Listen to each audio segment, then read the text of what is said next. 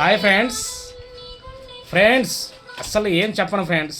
అసలు world cup ఫైనల్లో ఆ పర్ఫార్మెన్స్ చూసినాక సూర్యకుమార్ యాదవ్ ఫీలింగ్ చేసేటప్పుడు ఇలా అన్నాడు. అంటే ఏదో ఒక భారతీయుడిగా ఆ టెన్షన్ ఉంటుంది, కానీ ఆ టెన్షన్ అంతా పటాపంచలు అయిపోయింది ఫ్రెండ్స్.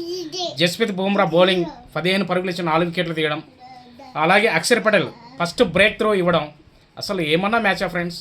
అసలు వరల్డ్ కప్ ఫైనల్లో అసలు ఫైనలే కాదు, న్యూజిలాండ్ మీద వరల్డ్ కప్లో ఒక విన్ కూడా లేదు ఇండియాకి. అది కూడా ఫైనల్లో అసలు బ్యాటింగ్ కానీ బౌలింగ్ కానీ ఫీల్డింగ్ కానీ అసలు వాటే వండర్ ఫ్రెండ్స్. నా భూతం నా భవిష్యత్ అనమాట. అక్షర్ పటేల్ బెస్ట్ ఫీల్డింగ్ కానీ తన బౌలింగ్ కానీ, అలాగే అన్సంగ్ హీరో శివం దూబే, అలాగే ఇషాన్ కిషన్ ఒక హాఫ్ సెంచరీ వండర్ఫుల్ 25 బాల్స్లో 54 కొట్టడం, అలాగే ఓపెనింగ్ అయినటువంటి హర్షదీప్ సింగ్ ఈ మ్యాచ్లో తన బ్యాట్తో కాకుండా శివం దూబే బ్యాట్ తీసుకొని అసలు ఒక ఎక్స్ట్రాడినరీ నాక్ ఆడడం, వరల్డ్ కప్లోనే ఫాస్టెస్ట్ సెకండ్ 50 కొట్టడం అసలు మనం మర్చిపోగలమా ఫ్రెండ్స్. అలాగే ఫైనల్గా చెప్పుకోవాలంటే friends, what a performance friends. Sanju boy is a great, is are a true Indian. What a నాకు 89 స్కోర్ చేసి మళ్ళీ తన తడాక చూపించి ఫైనల్లో one of the only king hero of the మ్యాచ్గా నిలిచి టోర్నమెంట్ కూడా మ్యాన్ ఆఫ్ ది టోర్నమెంట్ అయ్యాడు. అలాగే అహ్మదాబాద్ స్టేడియం, నరేంద్ర మోడీ స్టేడియము వరల్డ్లోనే బిగ్గెస్ట్ స్టేడియం. అటువంటి 1,00,000 పాపులేషన్ ఉన్నటువంటి ఆ స్టేడియంలో కెప్టెన్ శాంట్నర్ ఒకటే అన్నాడు, మేము నిశ్శబ్దంగా చేస్తాం, భారతీయులందరినీ సైలెంట్ చేస్తామన్నాడు. కానీ మాటలు కాదురా బాయ్, చేతలు చూపేయాలనేసి సూర్యకుమార్ యాదవ్ చెప్పి సూర్యకుమార్ యాదవ్ చెప్పి తన ఒకటే మాటలు కాదు, ఎవడు కూడా మాట్లాడేవాడు చేయడు, చేసేవాడు చెప్పడు అన్నట్టు సూర్యభాయ్ ఒకటే అన్నాడు, ఇవన్నీ కామన్, విని పాత రికార్డ్ అయిపోయింది, అరిగిపోయింది క్యాసెట్ అన్నాడు. అలాగే ఫైనల్లో performance, what a నాక్స్.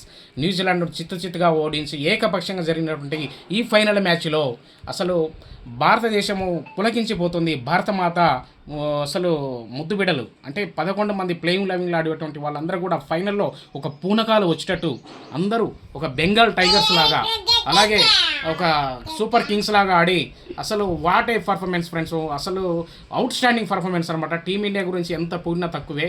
Suryakumar Yadav కూడా అమెరికా మీద ఫస్ట్ యూఎస్ఏ మీద తన మంచి ఇన్నింగ్స్ అయిన తర్వాత చెప్పుదాకా స్కోర్ చేయకపోయినప్పటికీ జట్టును ముందు నడిపించడం. అలాగే ఇప్పుడు ఈ మ్యాచ్లో విశేషాలు చూసుకుంటే ఫ్రెండ్స్, ఏదేమైనా కూడా మొదట టాస్ గెలిచినటువంటి న్యూజిలాండ్ టాస్ గెలిచి కూడా వాళ్ళు ఫీల్డింగ్ ఎంచుకోవడం భారత్కు కలిసి వచ్చింది. మొదట బ్యాటింగ్ మనకు రవిశాస్త్రి కూడా కామెంటేటర్ అన్నాడు, నువ్వు కానీ టాస్ గెలిస్తే సూర్య ఏం తీసుకుంటుంటే ఫస్ట్ బ్యాటింగ్ తీసుకుంటా అన్నాడు. ఎర్ర సాయిల్ రెడ్ సాయిల్ చాలా కలిసి వచ్చింది. ఇండియా 250 స్కోరు, వరల్డ్ కప్లోనే అత్యధిక స్కోరు 254, 5 వికెట్స్కి చేయడం, ఎక్సలెంట్గా అసలు భారీ స్కోర్ చేయడము.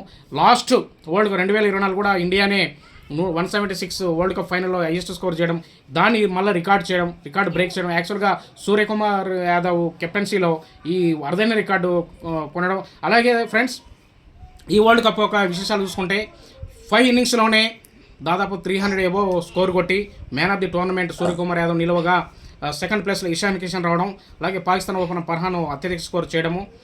కేవలం 5 ఇన్నింగ్స్లోనే అత్యధిక స్కోర్ కొట్టడం అంటే వండర్ఫుల్ అనమాట.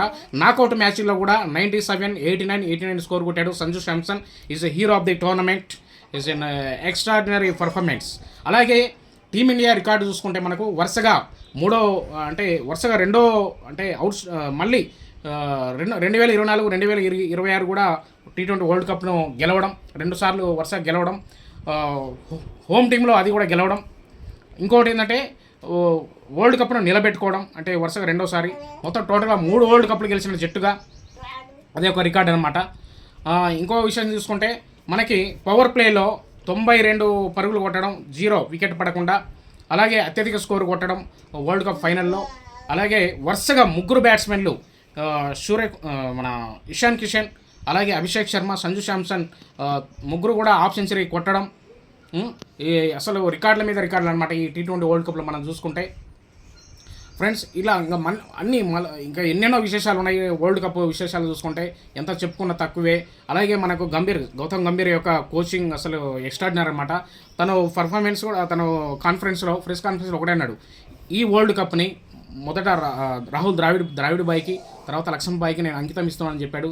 ఎందుకంటే ద్రావిడ్ బాయ్ అండర్ 19 కెప్టెన్ కోచ్గా ఉన్నప్పుడు టీమిండియా ఇప్పుడు అయితే ఎవరైతే ఆటగాళ్ళు ఆడుతున్నారో వాళ్ళందరూ తీర్చిదిద్దడం అయితేనేమి, అలాగే 2022 వరల్డ్ కప్కి మంచి టీం తయారు చేయడము.